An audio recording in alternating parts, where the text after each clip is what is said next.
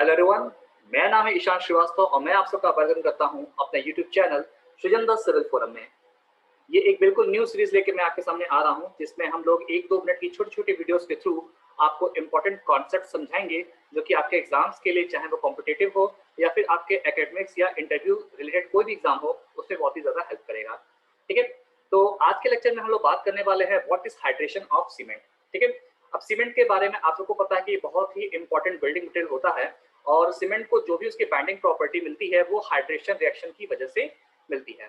तो अगर मैं यहाँ पे बात करूँ बेसिक टर्म्स में, अगर हम यहाँ बात करें कि हाइड्रेशन ऑफ सीमेंट का मतलब क्या होता है, तो हाइड्रेशन ऑफ सीमेंट सिंपली दिखाता है सीमेंट और वाटर के बीच में होने वाले केमिकल रिएक्शन को।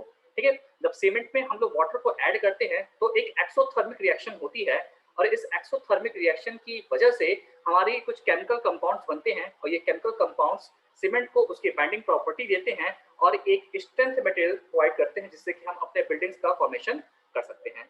अब चूंकि ये एक एक्सोथर्मिक रिएक्शन है, इस वजह से जब रिएक्शन गो ऑन होगी तो उससे हीट निकलेगा और हाइड्रेशन ऑफ सीमेंट के थ्रू जो हीट इवॉल्व होता है उससे हम लोग हीट ऑफ हाइड्रेशन कहते हैं, जो कि one of the most asking question में से एक है किसी भी वाइवा या इंटरव्यू के।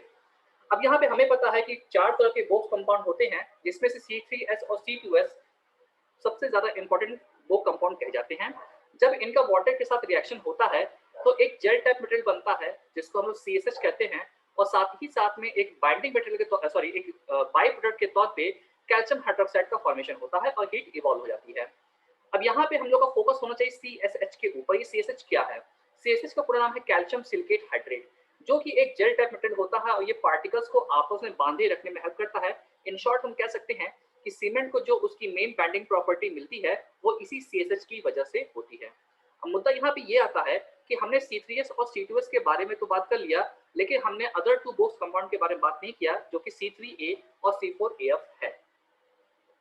ना अगर हम यहाँ पे हाइड्रेशन ऑफ सीमेंट को थोड़ा सा और फोकस करें तो एक चीज तो मैंने यहाँ पे आपको बता दी कि CSH जो कि मेन प्रोडक्ट है इस केमिकल रिएक्शन का, वो बाइंडिंग प्रॉपर्टी देता है और C3S और C2S की वजह से बनता है। साथ ही साथ में हमें यहाँ पे एक चीज समझनी है कि जो कैल्शियम हाइड्रोक्साइड एक बाई प्रोडक्ट बनता है यहाँ पे, वो नहीं बनना चाहिए, वो अनडिजायरेबल होता। हम चाहते हैं अगर हमारे हाथ में होता कंट्रोल करना तो हम कैल्शियम हाइड्रोक्साइड को भी पैदा होने ही नहीं देते। ये एक अनडिजायरेबल है।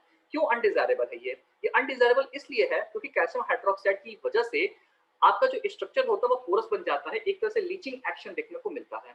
साथ ही साथ में ये केमिकल अटैक को बढ़ावा भी देता है और आपको पता है कि कंक्रीट के लिए जो उसके कोलैप्स के रीजन या उसके डिटार्टेशन के जो रीजंस हैं उसमें एक मेन रीजन केमिकल अटैक भी होता है। तो यहाँ पे हाइड्रेशन ऑफ सीमेंट की वजह से हमें फायदा तो हो रहा है कि CSH के रूप में हमें एक बाइंडिंग प्रोडक्ट मिल रहा है, लेकिन साथ साथ नुकसान ये हो रहा है कि कैल्शियम हाइड्रोक्साइड बन रहा है जो कि हमारे स्ट्रक्चर को नुकसान पहुंचा रहा है।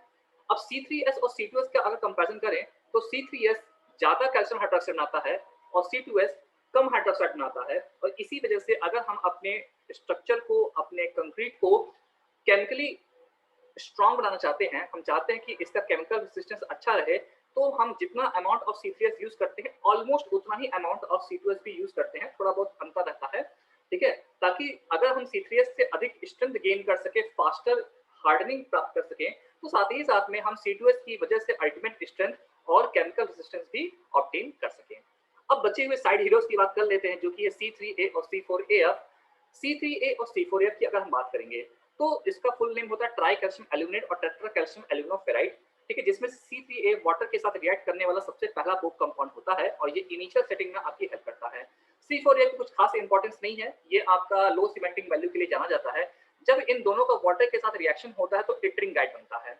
अब इट्रिंगाइट CSH की तरह बाइंडिंग प्रॉपर्टी उतनी ज्यादा नहीं दे पाता है, थोड़ी बहुत देता है लेकिन बहुत ज्यादा नहीं दे पाता है और इसी वजह से बाइंडिंग की टर्म्स में अगर हम बात करते हैं तो C3S और C2S को ही इंपॉर्टेंस दी जाती है, C3A और C4AF को इंपॉर्टेंस उतनी नहीं दी जाती है क्योंकि इट्रिंगाइट की वजह से ये ज्यादा अच्छी बाइंडिंग प्रॉपर्टी शो नहीं कर पाते हैं। तो ये एक ऑल टुगेदर मैंने आपको बताया कि हाइड्रेशन ऑफ सीमेंट क्या होता है। आने वाले टाइम में ऐसे ही छोटे छोटे वीडियोस के थ्रू हम लोग बहुत सारे इंपॉर्टेंट टॉपिक्स के बारे में बात करेंगे। अब हाइड्रेशन की अगर हम बात करें तो हाइड्रेशन करने के लिए हमें वाटर की रिक्वायरमेंट है। ठीक है, वाटर के बिना हाइड्रेशन हो नहीं सकता। तो मुद्दा ये आता है कि आइडियली अगर हम एक आइडियल हाइड्रेशन रिएक्शन चाहते हैं तो एटलीस्ट हमें कितना अमाउंट ऑफ वाटर चाहिए। तो अगर हम 38% by weight of cement water present कर देते हैं, वाटर को अवेलेबल करा देते हैं, तो एक आइडियल हाइड्रेशन रिएक्शन कंप्लीट हो जाती है। अब इस 38% का हिस्सा जो है वो दो पार्ट में टूट जाता है। जैसे 38% दो हिस्सों में टूटता है, एक है 23% जो कि केमिकली कंबाइन होता है, ठीक है, यानी केमिकल रिएक्शन में हेल्प करता है, इसलिए इसको हम लोग केमिकली कंबाइंड वाटर कहते हैं। और जो बचा हुआ 15% होता है वो वाइड्स को फिल करने का काम करता है, जिससे कि जो कंक्रीट स्ट्रक्चर हैं उनकी ड्यूरेबिलिटी बढ़ती है। आपको मिनिमम वाइड रूल्स पता होगा कि हर बड़े वाइड्स को उससे छोटा पार्टिकल फिल करने का काम करता है।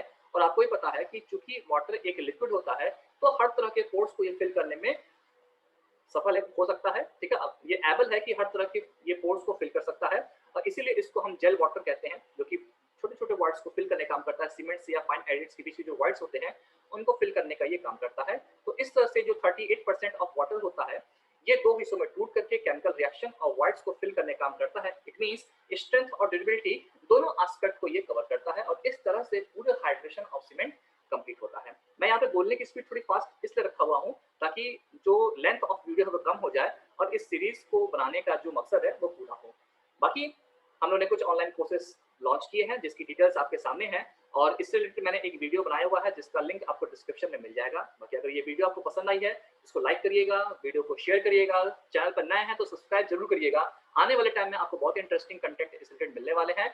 हम लोग का main flagship course SSC JE का क्रैश कोर्स है जो कि 2000 से स्टार्ट है। इससे रिलेटेड आपको अगर कोई भी इंफॉर्मेशन चाहिए तो आप लिंक में दिए गए डिस्क्रिप्शन पे क्लिक करके और उसमें दिए गए नंबर पे जा करके, आपको नंबर मेंशन हो रहा है, आप इस नंबर पे व्हाट्सएप करके इंफॉर्मेशन ले सकते हैं। तब तक के लिए थैंक यू, वीडियो को लास्ट तक देखने के लिए।